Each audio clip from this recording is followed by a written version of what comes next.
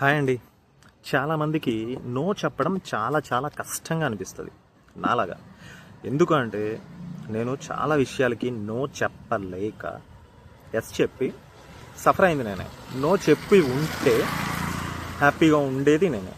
Right now కూడా హ్యాపీగానే ఉన్నా.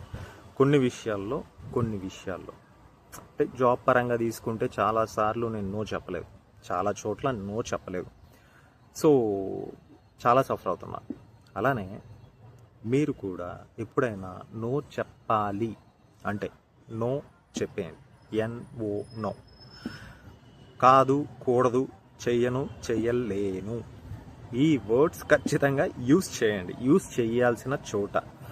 అవతల వాళ్ళకి మీతో ఎస్ చెప్పించడం చాలా ఈజీ, చాలా చాలా ఈజీ. ఎందుకంటే చాలా వాళ్ళు పని నుంచి తప్పించుకోవడమో లేకపోతే వాళ్ళ ప్రెషరు, వాళ్ళ టార్గెట్స్ ఏవైనా కావచ్చు. బట్ కానీ end of the day suffer అయ్యేది నువ్వే. ఎప్పుడైతే నువ్వు నో చెప్పడం నేర్చుకుంటావో అప్పుడు నువ్వు బాగుపడతావు, నువ్వు సేవ్ అవుతావు లైఫ్లో.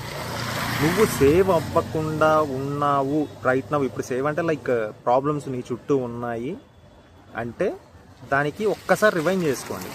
అరే ఇక్కడ నేను నో చెప్పి ఉంటే ఇప్పుడు ఈరోజు ఇంకోలా ఉండేదేమో అని మీరే అనుకుంటారు. కాబట్టి మీరు నో చెప్పడం నేర్చుకోండి. Okay, this is Ravi Shastri. Thank you for watching.